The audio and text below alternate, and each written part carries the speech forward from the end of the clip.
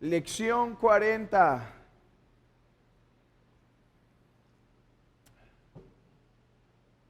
Dios está airado.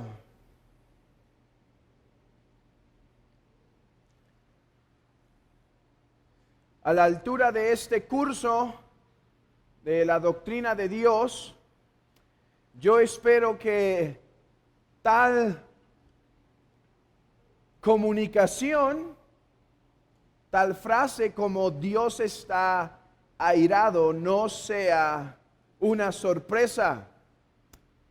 Al menos espero que no sea una sorpresa para aquellos que consistentemente han seguido este curso.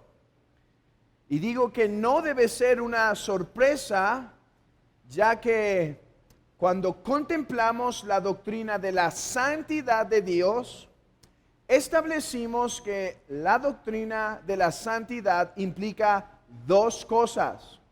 En primer lugar, implica que Dios está inclinado necesariamente a lo que es bueno, santo y justo.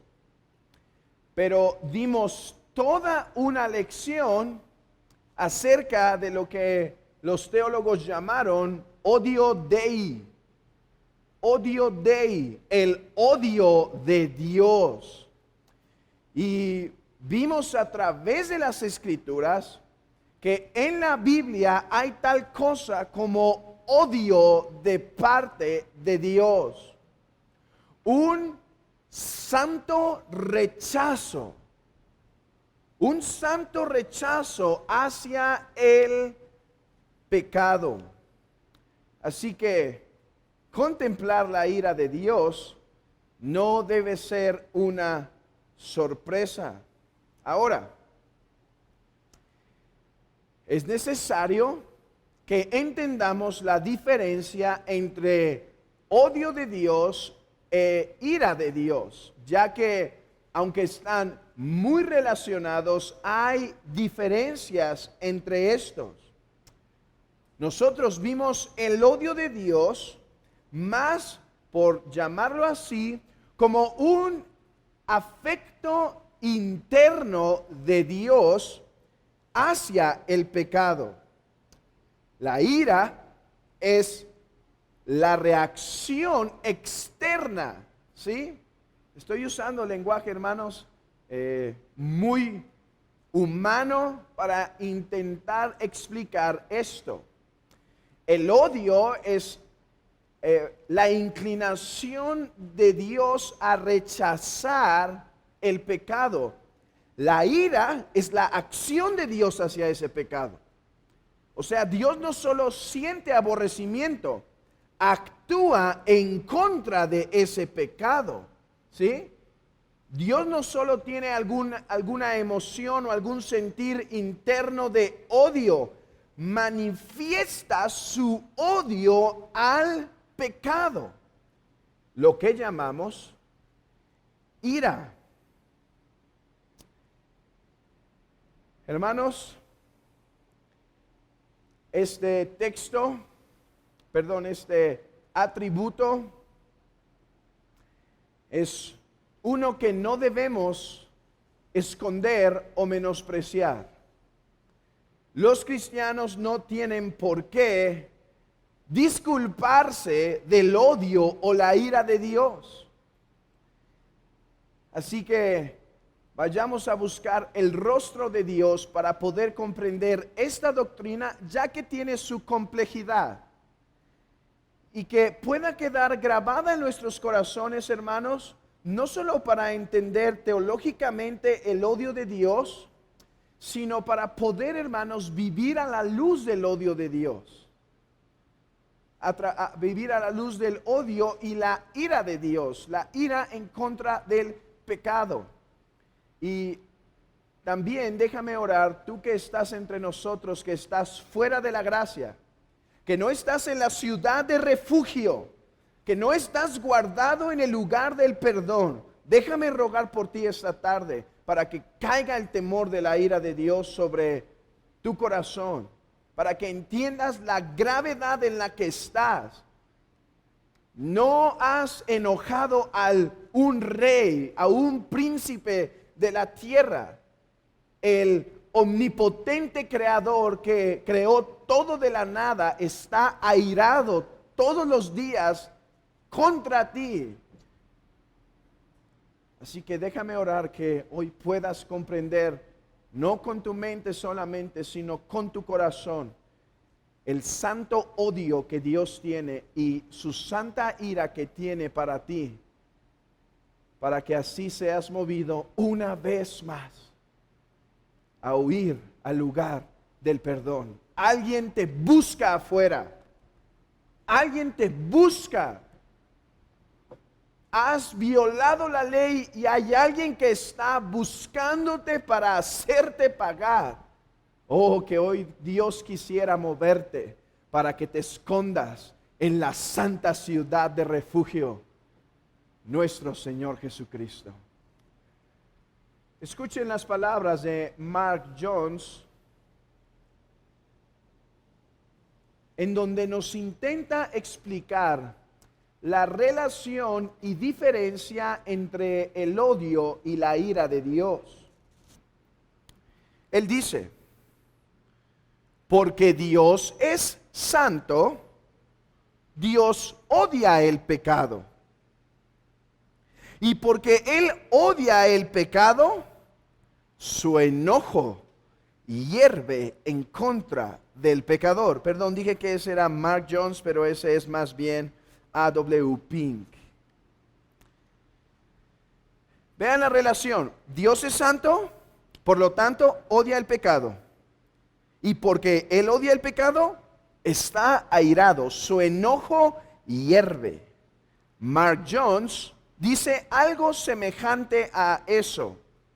Dice: Dios odia y por lo tanto castiga todo lo que se opone a su santa naturaleza. Hermanos, ¿qué testimonio bíblico tenemos de la ira de Dios? ¿Qué testimonio bíblico tenemos de la ira de Dios? Oh, hermanos, es un testimonio abundante. Abundante. A partir de Génesis 3:15 podríamos ir identificando la ira de Dios paso por paso. La ira de Dios se manifiesta en el juicio de la serpiente, en el juicio de Adán, en el juicio de Eva.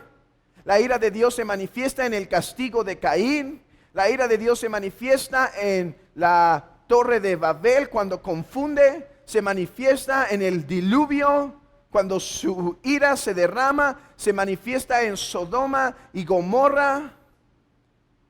Hermanos, se manifiesta en la destrucción de las ciudades que Israel entró a gobernar. Se manifiesta en el juicio de Israel cuando se olvidaron de su Dios. Se manifiesta en todos los ciclos de juicio. ¿Recuerdan de jueces? Juicio tras juicio, tras juicio, tras juicio.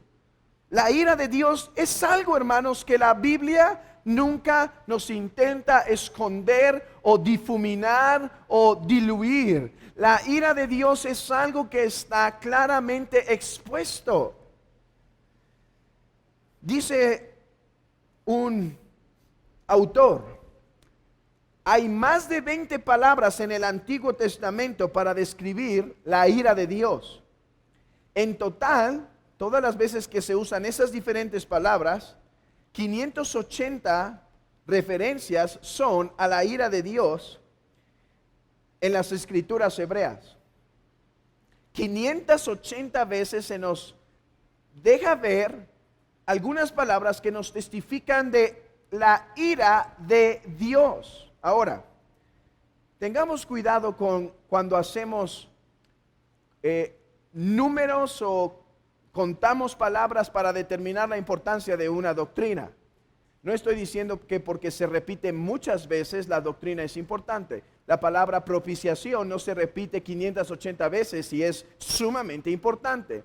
No estoy diciendo que por eso es una doctrina muy importante. O no estoy diciendo que es más importante que el amor de Dios. Hermanos, el amor de Dios no se repite tantas veces que la ira de Dios. Estaba escuchando un autor que decía, ni juntando la palabra misericordia, ni amor, ni compasión juntas, contándolas juntas, no podríamos sumar más de 580 veces. Y no por eso vamos a decir que el Antiguo Testamento y el Nuevo Testamento no es de amor. Absolutamente, el amor de Dios brilla. Pero el punto es, hermanos, hay testimonio de la ira de Dios abundante. Vamos solamente, hermanos, a algunos textos que dejan claro que Dios está airado y que Dios tiene ira. Éxodo capítulo 32. Éxodo capítulo 32, versículo 10.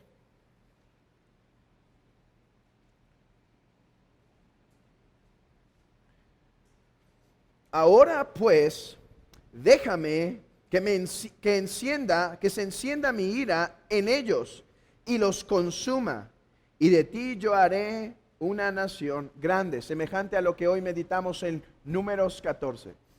Déjame que los destruya. Déjame que derrame mi ira sobre ellos. Deuteronomio 32. 39. Ved ahora que yo soy y no hay dioses conmigo. Aquí está el punto. Yo hago morir y yo hago vivir. Yo hiero y yo sano. Hiero y yo sano. Y no hay quien pueda librar de mi mano. Porque yo alzaré a los cielos mi mano y diré, vivo yo para siempre. Si afilare mi reluciente espada y echaré mano del juicio, yo tomaré venganza de mis enemigos y daré la retribución a los que me aborrecen. Embriagaré de sangre mis saetas y mi espada devorará carne. En la sangre de los muertos y de los cautivos, en la cabezas de larga cabelleras del enemigo. Y podemos continuar leyendo y ver cómo este lenguaje de justicia, de venganza y de castigo continúa siendo el lenguaje de Deuteronomio 32. Dice, yo soy el que hago todas estas cosas, el que destruye. Ahora vamos a un salmo, hermanos. Salmo 69, versículo 24. Salmo 69, versículo 24. Derrama sobre ellos tu ira y el furor de tu enojo los alcance. Derrama sobre ellos tu ira y el furor de tu enojo los alcance. Veamos que en este texto son los enemigos de Dios y el pueblo rebelde de Dios que recibe la ira, su santa ira. Así que si este texto te halla sin Cristo, este texto es para ti. La ira será derramada con todo furor de parte de Dios. Ahora, hay muchos en nuestros días que dicen, pero el Dios del Nuevo Testamento es diferente. No habla de tanta ira como el Dios del Antiguo Testamento. Hermanos, vayamos a algunos pasajes del Nuevo Testamento en donde esto es evidente. Dios tiene ira en el Antiguo y en el Nuevo porque es el mismo Dios. Para empezar, podemos ir a Juan capítulo 3. Juan capítulo 3, versículo 36. El pasaje que tanto habla del amor de Dios, porque de tal manera amó Dios al mundo que ha dado a su Hijo unigénito, para que todo aquel que en él cree no se pierda, mas tenga vida eterna, es el mismo pasaje que habla de la ira de Dios en Juan 3, 36. El que cree en el Hijo tiene vida eterna, pero el que rehúsa creer en el Hijo no verá la vida, sino que la ira de Dios está sobre él. Si tú rehusas creer en el Hijo, la ira de Dios está sobre ti según este texto. Ahora vamos a Romanos capítulo 1. Romanos capítulo 1, versículo 18. Porque la ira de Dios se revela desde el cielo contra toda impiedad e injusticia de los hombres que detienen con injusticia la verdad. La ira de Dios se revela desde el cielo. La indignación de Dios ya está vigente, ya está actuando. Oh, hermanos, si tiempo nos faltaría para meditar en la ira de Dios en el libro de Apocalipsis, si el apóstol del amor, Juan, describió a Dios tantas veces como el que está airado, a Cristo como el que está airado y viene a hacer justicia. Apocalipsis 19, versículo 15. De su boca sale una espada aguda para herir con ella a las naciones, y él las regirá con vara de hierro, y pisará el lagar del vino de su furor y de la ira del Dios Todopoderoso. El mismo Cristo de amor y compasión es el mismo Cristo que derrama juicio y que va a aplastar a sus enemigos, que va a aplastarlos por causa de haber rehusado creer en Él. Podemos ir a un texto más a fin de que por 4 testigos esto quede bien confirmado en nuestras mentes. Colosenses capítulo 3, versículo 5. Haced morir pues lo terrenal en vosotros: fornicación, impurezas, pasiones desordenadas, malos deseos y avaricia, que es idolatría, cosas por las cuales la ira de Dios viene sobre los hijos de desobediencia. Cosas por las cuales la ira de Dios viene sobre los hijos de desobediencia. Así que, como dijo Richard Mueller, en todo lugar se testifica de la ira de Dios. Los escritos de ambos testamentos testifican que el único Dios verdadero, de quien tenemos tanto nuestra vida como nuestra salvación, está airado con la maldad y también amorosamente abraza lo que es bueno. Esto es un punto importante. Tanto como Dios odia y tiene ira para el pecado, tanto Dios ama lo que es bueno. Es terrible su ira. Él es llamado Dios de ira, dice Edward Leigh. Su ira es infinita como Él mismo. Déjame describirte un poco de su ira. Si lo consideramos con respecto a su intención, porque Dios es llamado un fuego consumidor, traspasa el alma y las partes más internas del espíritu. Respecto a su extensión, abarca todo tipo de maldad, corpórea, espiritual, en la vida, en la muerte, después de la muerte. Alcanza reinos, como también personas o familias particulares, a la posteridad como también a la generación presente.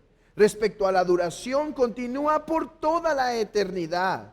Es un fuego que nunca se apaga, irresistible, comparada a un torbellino. Así es la ira de Dios. Se describe como fuego para hacernos entender lo inclinado que está Dios a consumir. Así como el fuego se acerca inmediatamente a algo que puede generar combustión, a algo que se puede quemar, inmediatamente lo prende así. Dios está airado. Oh, hermanos, si podríamos ver el testimonio de Cristo respecto a la ira de Dios. El testimonio de Cristo, hermanos, Él habló del infierno más que cualquier otro, para hacernos entender que Dios tiene ira preparada para los hombres. Oh, lugar de tormento, hermanos, lugar de aflicción, lugar eterno, lugar donde no se apaga el fuego, donde no se apaga la aflicción, donde no se apaga la angustia. Oh, amigo, ¿has considerado? Intenta meditar una noche, solo una noche. Ojalá que puedas, aunque sea 10 minutos, porque es difícil meditar sobre algo tan oscuro, algo tan poco agradable al alma. Pero considera el infierno, amigo. Aquel lugar en donde al cerrar los ojos vas a aparecer para jamás poder salir. Aquel lugar donde el día que mueras vas a encontrarte con esas llamas y ese fuego y ese tormento y esa angustia, y vas a intentar quizá tener reposo de la aflicción para solo darte cuenta que falta una eternidad de eternidades de eternidades. Oh, qué horrendo lugar. Qué horrendo lugar. Se te va a acabar la oportunidad ahí. Abrirás los ojos, y si el momento en que abres los ojos eres abrazado por las llamas del fuego, tu esperanza se acabó. Tu esperanza se acabó. ¿No demuestra eso cuán airado está Dios? ¿No te hace eso considerar que los pecados en los que ahora te deleitas en realidad serán sueños de un ayer? Oh, no te quedes contemplando y deleitándote en tu maldad para darte cuenta que abrirás los ojos en el peor lugar. Su ira es eterna. Oh, ni siquiera tenemos ideas de eso. Ni siquiera podemos imaginar lo que realmente esto es. Pero no hay duda, Dios está airado.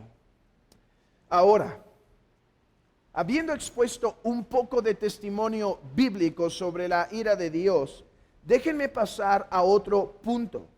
Y es que me gustaría precisar qué es lo que se quiere decir con la ira de Dios. Y es que la ira de Dios tenemos que entenderla a la luz de la impasibilidad de Dios. La ira de Dios debemos entenderla a la luz de la impasibilidad de Dios. O sea, si Dios no cambia, ¿cómo debo entender que Dios tiene ira? ¿Cuál es la forma en la que debo ver a mi Dios? Hermanos, esto es muy importante para nosotros. Porque cuando hablamos de la ira de Dios, por eso decía al principio que es un tema delicado. Porque podemos hablar de la ira de Dios de tal manera de crear un ser que nos da miedo acercarnos. Que no lo vemos como un padre que se indigna contra nuestro pecado, sino más bien como alguien al cual debemos temer de una forma esclavizante, no como padre, sino más bien como un tirano. Y eso no es lo que quiero que se quede en sus mentes cuando hablo de la ira de Dios. Así que nos hará bien profundizar en entender la ira de Dios a la luz de la doctrina de la impasibilidad de Dios. Recuerden, la impasibilidad quiere decir que Dios es un ser sin pasiones. Sin pasiones. Así que vamos a intentar comprender mejor la ira de Dios a través de dos sencillos pasos. En primer lugar, comparemos la ira de Dios con la ira humana. Y en segundo lugar, veamos la ira de Dios entendida como un acto de su voluntad. Hermanos, la ira humana es una pasión. El hombre, por percibir algo que no tenía previsto, algo fuera de sí, que afecta su comodidad o felicidad, es atrapado por un sentimiento de ira. Esta ira puede ser irracional. Imaginen que el hombre está muy tranquilo, está cómodo, está sentado y llega el niño pequeño que ya ha comido lo suficiente como para que cuando le pisa el dedo meñique al papá, se prende en ira el padre y ofende al pequeño niño. Esa es ira irracional. Vean los elementos. Es generada por algo que no esperábamos. O sea, nosotros al no conocer todas las cosas, somos sorprendidos por ciertos eventos. Esa es una pasión, una reacción a un evento inesperado. Reaccionamos en ira, además, porque nuestra comodidad o felicidad es afectada. Y entonces el hombre reacciona como monstruo ante tal circunstancia. Ahora, puede haber momentos en que la ira sea racional y no irracional. Como, por ejemplo, contemplar una injusticia, enterarnos de algún abuso de autoridad. Hermanos, son cosas que generan ira. Bueno, ni la justicia irracional ni racional son atribuidas a Dios. La ira de Dios no es como la ira del hombre. La ira del hombre es pasional. Dios es un ser sin pasiones. Hermanos, en primer lugar, ¿hay algo que pueda sorprender a Dios? ¿Hay algo que pueda sorprenderlo en el camino? ¿O Él es el que ha decretado todas las cosas que van a suceder? Él es el que ha decretado todo. Lo vamos a ver más abundantemente cuando lleguemos a el tema de la soberanía y la predestinación de Dios y los decretos de Dios en las próximas lecciones. Pero es algo que ya hemos explicado anteriormente. Todas las cosas que suceden porque Jehová lo ha decretado. Entonces, ¿cómo puede Él sentir una ira pasional si todo lo ha decretado Él? 2. Para tener ira, uno tiene que sufrir la ira. Esto es, cuando uno es atrapado por la ira, uno sufre. ¿Sí? Hermanos, la ira nunca es un sentimiento pasivo en nuestro corazón. Nosotros sufrimos la ira. Por eso se dice que Dios es longánimo o paciente. Porque paciente se quiere decir que sufre. O sea que se le pone la carga como si lo sufre. Ahora, eso lo habla la Biblia metafóricamente de Dios. Pero el punto al que quiero llegar es este. Cuando el hombre siente ira, la tiene que sufrir, ¿sí? Su estado interno se ve afectado. Hermanos, ¿puede Dios sufrir? ¿Puede Dios pasar de un estado de beatitud? Próximas lecciones que vamos a ver. Con esas lecciones nos vamos a despedir de los atributos de Dios para entrar a la cuestión del decreto de Dios, la predestinación, la providencia, la creación de Dios. Vamos a estar contemplando que Dios es glorioso y Dios es beato, o sea, es el ser más feliz en sí mismo. El ser más feliz. ¿Puede el ser más feliz pasar de un estado de pleno gozo a un estado de sufrir ira? No, la ira de Dios no es pasional. Cuando Dios tiene ira, hermanos, en ningún momento su estado de plenitud y felicidad es afectado. Porque yo, Jehová, no cambio, dice la Escritura. Porque yo no soy hombre para que mienta, ni hijo de hombre para que me arrepienta. Entonces las Escrituras son claras en eso. Miren el comentario de Jonathan Edwards.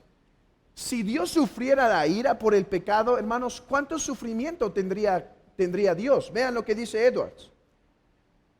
Edwards dijo que si la infinita ira de Dios contra el pecado incluyera dolor y pena, por cada uno de nuestros pecados en Dios, entonces los innumerables pecados cometidos por demonios, hombres provocaría que Dios sufriera dolor infinito cada día y lo hiciera el más miserable de todos los seres, mientras que en realidad Dios es perfectamente feliz, beato, porque Él utiliza soberanamente aún la maldad para su propia gloria.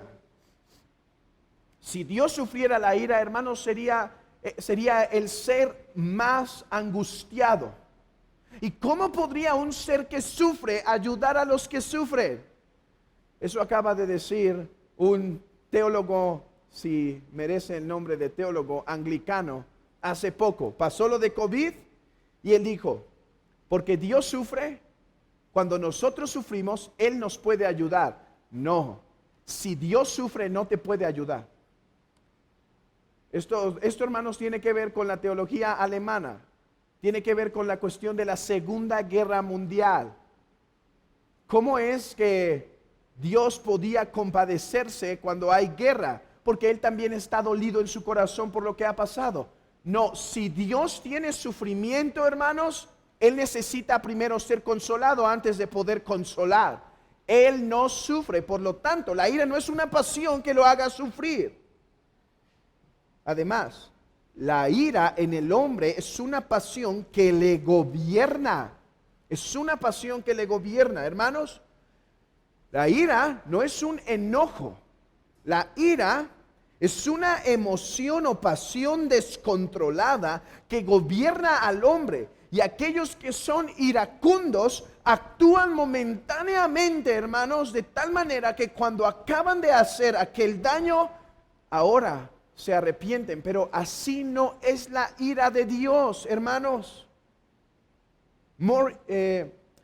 Leon Morris comenta que la ira de Dios no es alguna pasión irracional flameada de forma incontrolable, sino un celo justo con un único perfecto odio por todo aquello que es malo. Hermanos, qué gran alivio que la ira de Dios no es como nuestra ira, como nuestra pasión. ¿Por qué? En primer lugar, porque sabemos que Dios no reacciona en ira momentáneamente, hermanos. Hermanos, puede ser que la reacción en ira sea buena momentáneamente, pero puede ser que sea equivocada. Dos, nunca es arrastrado por sus pasiones como para hacer cosas contrarias a sus planes.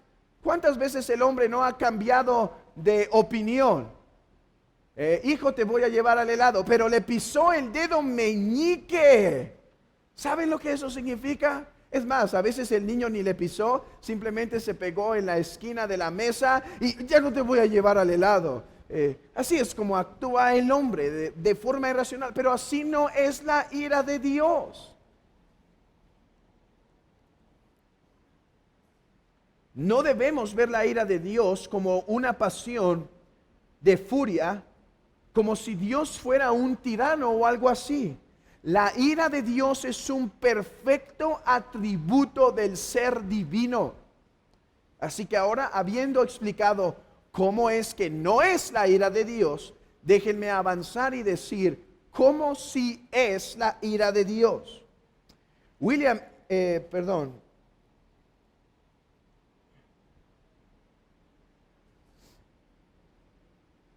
Ames, un teólogo llamado Ames, dijo muy apropiadamente que la ira de Dios es un acto de su voluntad. La ira de Dios es un acto de su voluntad. En las palabras de Joe Beeke, estrictamente hablando, la ira no es tal cual un atributo de su naturaleza, sino su santa justicia en contra del pecado. Lo que está intentando decir Vicky es, hermanos, la ira de Dios no es un atributo en la misma forma que lo es su amor. Aquí tengo que tener cuidado.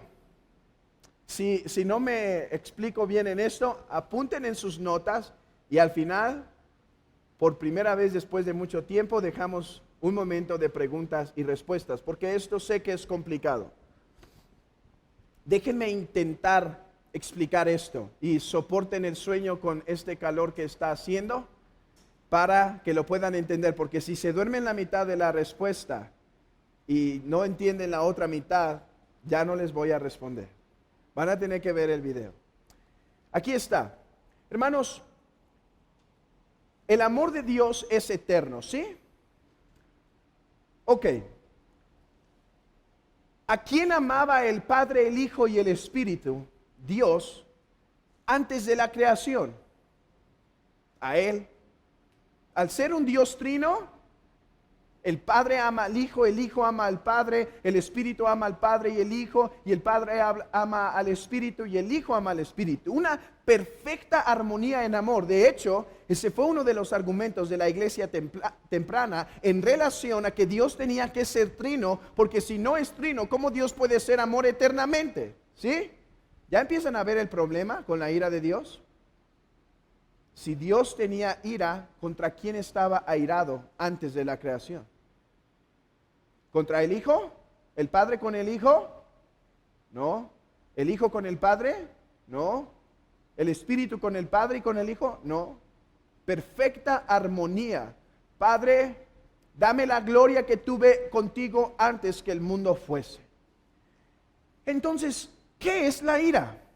La ira es una consecuencia de la voluntad de Dios y su justicia. Entonces, aquí vamos.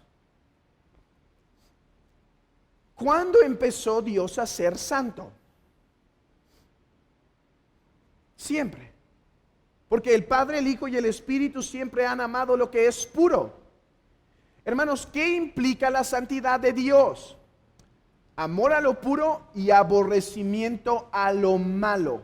Entonces, cuando Dios crea y la creación se corrompe, no es que aparece como un nuevo atributo en Dios o algo así, más bien su santidad y su justicia, que siempre estuvieron con Él, ahora tienen una manifestación visible, la cual llamamos ira.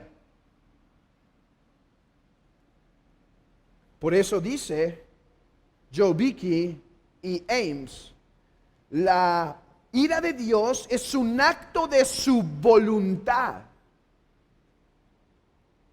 Es aquella acción del ser divino que una vez que hay pecado, su santidad y su justicia lo hacen obrar en santa ira.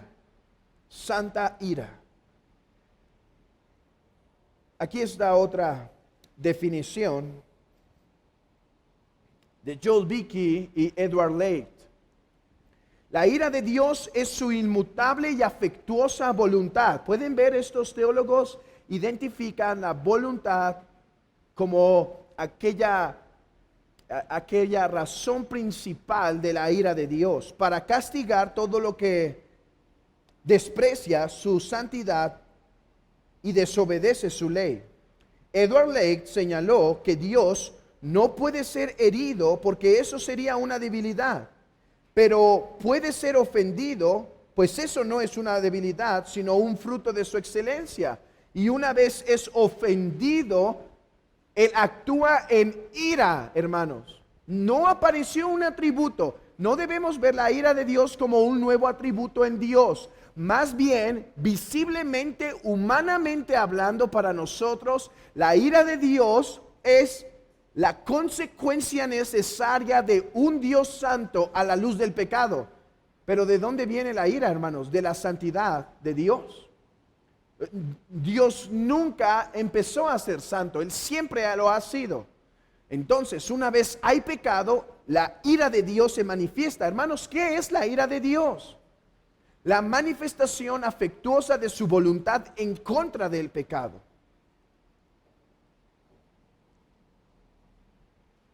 Dos cosas podemos decir a manera de que esto quede claro. Uno, La ira de Dios es un acto de su voluntad por medio del cual Él castiga el pecado al que naturalmente Él está opuesto.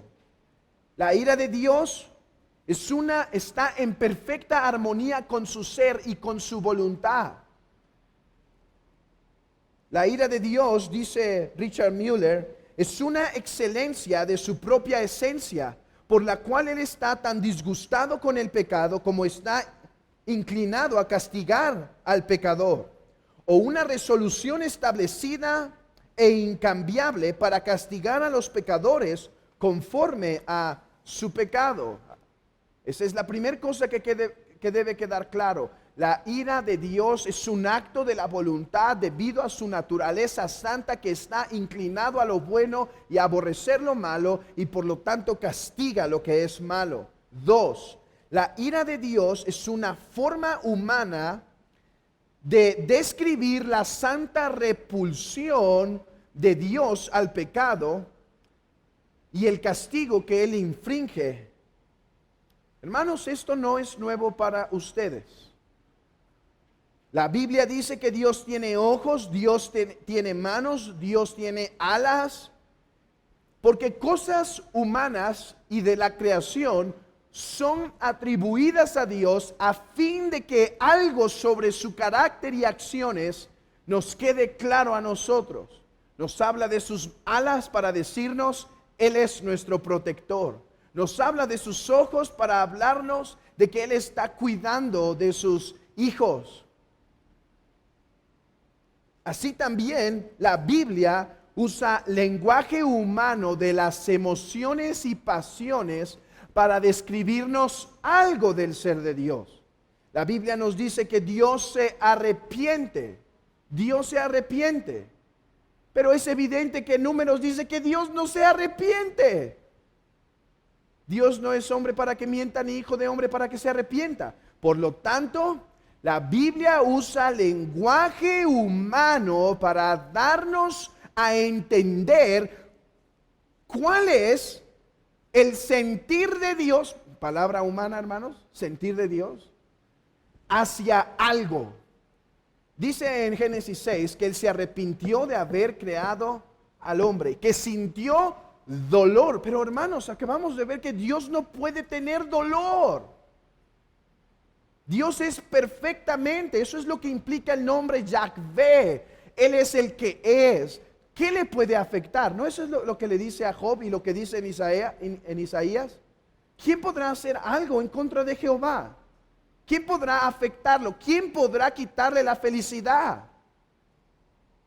Entonces, si Dios no puede sentir dolor ni arrepentimiento, ¿por qué la Biblia nos dice que se arrepintió de haber creado? Es para decirnos a nuestra humana capacidad que Dios aborrece el pecado, que usa un lenguaje metafórico para decirnos, me arrepiento de haberte creado. La Biblia usa la pasión de la ira, no para describirnos lo que Dios, no para describirnos que Dios es un ser pasional iracundo, sino para decirnos de forma humana, para que nosotros podamos comprender cuál es la acción de Dios. Escuchemos esto, hermanos. No cuál es el sentir de Dios. Eso es el odio de Dios. El odio de Dios nos dice lo que Él siente hacia el pecado. Una santa repulsión. La ira nos dice la acción de Dios para con el pecado. Cómo Dios obra con el pecado. Esa es la razón de este lenguaje de ira. Me gusta mucho, hermanos, cómo Agustín explicó esto. ¿No es impresionante que esto ya se venía enseñando desde tiempos tan tempranos como Agustín? Miren esto, dice él. Ahora bien, cuando se dice que Dios está airado, no le atribuimos un sentimiento tan perturbador como el que existe en la mente de los hombres airados, sino que llamamos a su justo desagrado contra el pecado con el nombre de ira, una palabra tomada por analogía de las emociones humanas. ¿Qué claridad tenía este hombre en un momento tan temprano en la historia de la iglesia. Dice, es una analogía, es una metáfora, de esto hablaron muchos los reformadores. Es una forma metafórica de decirnos cómo es Dios en términos humanos. Entonces, debemos entender la ira de Dios, en primer lugar, no como la ira del hombre, sino como un acto voluntario de actuar en castigar al pecado y al pecador. Y debemos entender la ira de Dios de forma de analogía. En la teología hay un nombre para esto. Ustedes han escuchado hablar de antropomorfismos, hombre, morfismos, formas, o sea, formas humanas, usando vocabulario de formas humanas para describir a Dios. Y también hay algo que se llama antropatetismo. Pathos, pasión. Por eso decimos apático, negación, pático, pasión. Un hombre sin pasiones. Bueno, cuando lo hablamos así, no lo hablamos en cuanto a la perfección de Dios, porque no decimos de Dios que Él es apático, porque establecimos anteriormente que aunque Dios no tiene pasiones, es el ser más feliz, más amoroso, más beato, más contento, por usar lenguaje humano. El punto es que un antropatetismo es lo mismo, hombre, pathos, pasiones, usando pasiones humanas para describir algo del ser divino. No te quedes con la confusión en esta tarde de que estoy diciendo que Dios no tiene ira. Entonces, no estoy diciendo eso. Dios tiene ira. Dios está airado. Lo único que estoy diciendo es que su ira, lo que nosotros llamamos ira, es el castigo de Dios al pecado. No es que Dios se enfureció y está enojado y ahora quiere aplastar a todos. No, es su castigo directo al pecador. Esa es la ira de Dios. Así que déjenme terminar con unas aplicaciones. Unas aplicaciones, hermanos, a la luz de esto. Para el cristiano, saber que la ira de Dios es un acto voluntario de castigar el pecado, debe ser también una razón de seguridad para el cristiano. Si Dios está airado con el pecado y el pecador, eso implica, hermanos, que es imposible que Dios haga algo malo. Es imposible que Dios pueda hacer lo que tanto odia. Oh, hermanos, consideremos que esto es una gran bendición para nosotros. ¿Se imaginan un ser omnipotente que puede hacer lo malo, pero Él lo que aborrece no puede hacer? Y además, como dije hace un momento, la ira de Dios es eterna, lo contrario es su amor. Dios es un ser de amor, hermanos. Humanamente hablando, déjenme decirlo así, su amor es primero en un sentido, ¿sí? Su amor es primero, porque Él tanto ama lo que es santo que tiene que aborrecer lo que no es. Por otro lugar, si Dios está airado contra el pecado, hermanos, eso debe llevarnos como cristianos a huir del pecado. Que estamos justificados y perdonados en Cristo no elimina el atributo de la santidad, odio o ira de Dios en contra del pecado. Me gusta esta frase de Joel Beeke, escuchen. Aunque Cristo libera de cada gota de ira divina judicial, el Padre puede desagradarse con las acciones de sus hijos. Los cristianos también deben tener cuidado de contristar al Espíritu Santo, no sea que se les retiren algunas de sus gracias, tales como la unidad, seguridad con el pueblo sellado de Dios y adoración gozosa. Los hijos de Dios necesitan recordar que aunque permanecen justificados, pueden por sus pecados caer bajo el desagrado paternal de Dios y no tener la luz de su rostro restaurada para con ellos hasta que se humillen, confiesen sus pecados, pidan perdón y renueven su fe y arrepentimiento. Es por eso que solemos llamar aquí a que si alguien ha estado cediendo en el pecado en su vida, hermanos, no si alguien ha pecado esta semana, todos pecamos, todos hemos fallado. El punto no es ese, el punto es si alguien ha pecado y no está luchando con el pecado y no se está arrepintiendo del pecado y no lo está intentando vencer, es mejor no venir a tomar la cena del Señor, porque Dios sí se aira paternalmente en contra del pecado de sus hijos hasta el punto que puede disciplinar por el bien de ellos. El atributo de la santidad la realidad de la justificación no ha eliminado el atributo de su justicia o de su ira. Así que, hermanos, hemos de caminar cuidadosos sabiendo que Dios está airado con el pecado, hermanos. Dios no siente menos ira contra nuestro pecado que contra otro, porque para Él el pecado es lo mismo. Claro, Él no tiene ira para con nosotros, porque ha sido cancelada en Cristo. Ni una gota hay, hermanos. Pero eso no quita su santo desagrado. 3. Imitemos la ira de Dios. ¿Qué? Si nos dijiste la semana pasada que no debemos guardar odio y debemos dejar la venganza a Dios. Sí, y lo sigo afirmando. Entonces, ¿a qué me refiero cuando digo imitemos la ira de Dios? Porque no somos llamados a ser imitadores de Dios. Sed vosotros perfectos como vuestro Padre Celestial es perfecto.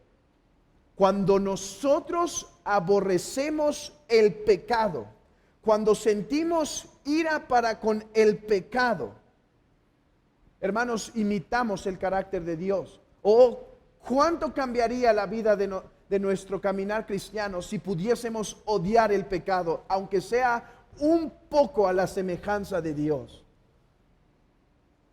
Imitemos su ira y busquemos así su santidad. 4. Si Dios está airado y su ira es algo sumamente terrible, ¿no deberíamos ser movidos a evangelizar con más celo y dedicación, hermanos? Oh, hermanos, la ira es real. Los hombres en verdad que están muriendo día tras día están abriendo sus ojos en el lago de fuego, hermanos. Están abriendo sus ojos para recibir la ira justa de Dios. Hermanos, ¿no deberíamos ser movidos a tener una compasión mayor a favor de los pecadores? ¿No deberíamos ser movidos a una compasión, a un dolor? Oh, debemos gemir, hermanos, por almas. Decía John Knox, dame Escocia o me muero. Oh, que clamemos por nuestros seres queridos, que no abran sus ojos en el lago de ira, en el fuego de su ira, en la indignación de su ira. Oremos que se quebranten antes de que sea tarde. Pero, hermanos, esa es una razón para salir fuera, para predicar el evangelio, para evangelizar a los hombres. 5. Tú que caminas con tanta vacilación en tu vida cristiana, tú que según Santiago dice que es inconstante en todos sus caminos, ¿no deberías asegurarte si en verdad estás en Cristo? Porque ¿de qué te servirá haber aparentado que eras cristiano cuando te des cuenta en aquel día que la ira está sobre tu cabeza? ¿Sabes que la ira para los hipócritas será mucho más fuerte? No puedo hablar de esto ya porque por alguna razón eso avanza más rápido cuando estoy aquí adelante. Pero hay niveles de castigo en el infierno y los hipócritas tienen uno de los lugares más altos en grados de castigo. ¿No dice eso el Señor Jesucristo? A este dale 10 latigazos.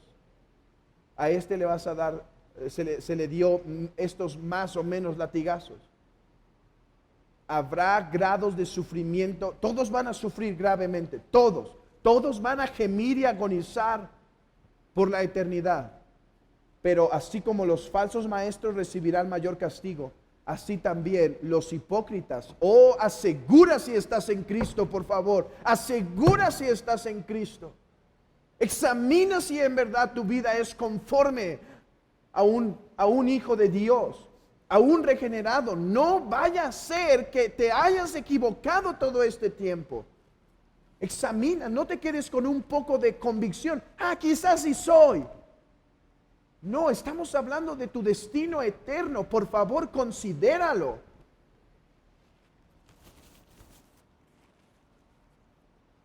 Para ti, amigo, para ti que no estás en Cristo, déjame terminar con esto.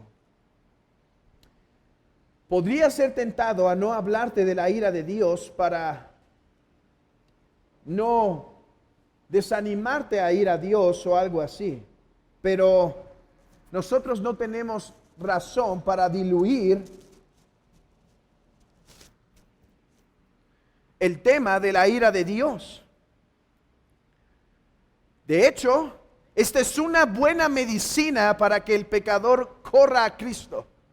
No hay que esconder la ira, hermanos, a los que están sin Cristo. Hay que ponérsela delante de sus ojos. Así empieza el apóstol Pablo su evangelio. La ira de Dios se revela desde el cielo contra toda impiedad e injusticia de los hombres que detienen con injusticia la verdad, porque lo que de Dios se conoce les es manifiesto, pues Él se los manifestó. Así empieza su evangelio, la ira de Dios. Dijo un hombre llamado Musculus: el tema, el observar, ofrece una saludable reprimenda a aquellos que han oído de la bondad de Dios, el amor y la misericordia, la providencia y la presencia de Dios, pero permanecen indiferentes y despreocupados en su estado pecaminoso. Esos perezosos pueden ser despertados al temor a Dios por medio de un aviso de la ira divina. Por eso no tengo temor de presentarte la ira de Dios, porque tú que estás pasivo, este fuego te puede hacer correr a la gracia de Dios. Pecador, considera, cada día que ha pasado, has estado acumulando ira para el día de la ira. Cada día, cada hora. Sabes, tú eres como el hombre que siempre que llegaba a casa intentaba cambiar su dinero por oro. Cobraba, lo cambiaba por oro y lo iba a guardar a su casa. Y guardaba en un baúl, en su ático.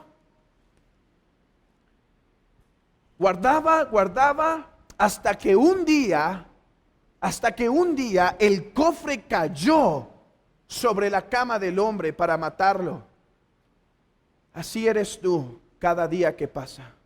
Guardas un poco de oro sobre tu cabeza hasta el momento en que la ira se va a aparecer delante de ti. Teme a aquel que puede enviar tu alma al infierno. Teme a aquel que puede hacerte perecer por toda la eternidad.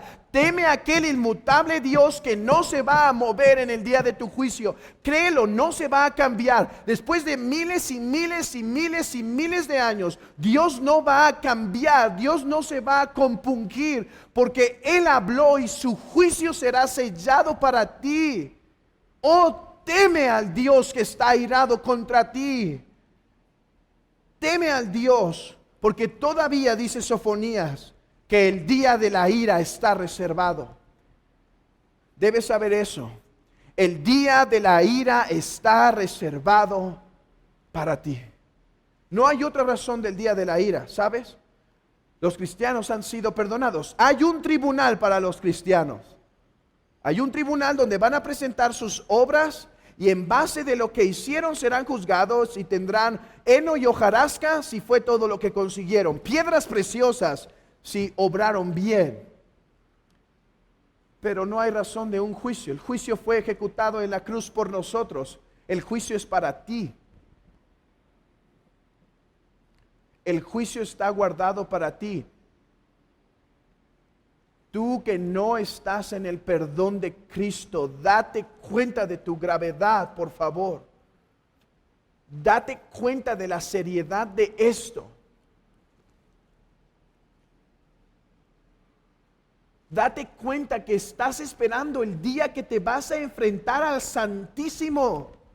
Oh, teme al Dios que está airado contra ti, pecador. Teme.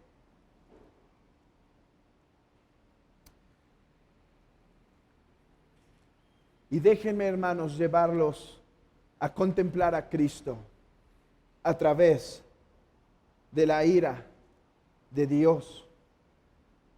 Cristo llevó nuestra ira, hermanos, no imaginaria. ¿Ya ven? Si Cristo murió en la cruz, eso quiere decir que su ira no es imaginaria. Fue satisfecha ahí. Hermanos, no hay más ira para nosotros. Cristo la llevó toda. 2, si Cristo temió la ira de Dios, ¿qué crees que haces tú sin protección? ¿Qué le dio temor a Cristo cuando estaba aquí en la tierra? ¿Qué lo hizo temblar? ¿Qué lo hizo sudar sangre? La ira. ¿Y qué crees que haces tú sin protección y sin perdón? ¿Qué crees que haces tú que caminas el día de mañana sin un Salvador, sin el perdón de tus pecados? ¿Quién crees que eres? ¿Cómo puede ser que seas más diligente en sacar un seguro para tu carro porque te da temor salir sin seguro? ¿No es verdad que nos da temor ahora salir y imaginen que le peguemos a un carro muy caro y que ese sea un iracundo y nos quiera hacer daño con tal de que le paguemos? Si no sales a la calle sin seguro, ¿cómo es que puedes vivir día tras día sabiendo que Dios te puede quitar la vida en un instante cuando colmes su paciencia y no estás guardado en Cristo?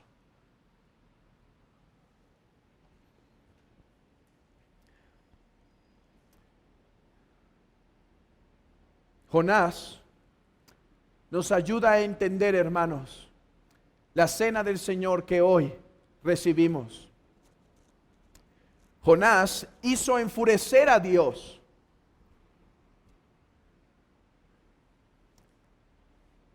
Y estando en la barca, las aguas se movían. El mar se azotaba sobre la pobre barca. Los marineros hacían todo lo que podía para sobrellevarla, pero no lograban vencer la ira de Dios. Nadie de los hombres puede. Fue hasta que fue lanzado el sacrificio al agua que la ira de Dios fue apaciguada. ¿No dice Cristo que Él era ese Jonás, que pasaría 3 días en el vientre del sepulcro? ¿Para qué pasaría 3 días en el vientre del sepulcro? Para hacer lo mismo que hizo Jonás. Apaciguar la ira de Dios. Cuando fue lanzado Jonás, las aguas cesaron, gran bonanza ocurrió. Así también, hermanos, cuando Cristo fue sacrificado, las olas de ira, las olas de fuego que se levantaban para nosotros, quedaron apaciguadas. Oh, eso es lo que hoy recordamos. Hermanos, no hay más ira para sus hijos. Glorias sean dadas al Cristo resucitado y sacrificado por nuestros pecados. Que la iglesia se regocije en el Dios. Hermanos, la iglesia se puede regocijar en el Dios de la ira, porque ya no hay más ira para ellos, porque sus pecados han sido perdonados. La ira de Dios es una hermosa doctrina para nosotros, porque nos hace ver el grande perdón que Cristo consiguió para nosotros, lo magnífico de su sacrificio para su Iglesia, oh hermano, descansa en esto, que Cristo apaciguó la ira de su Padre.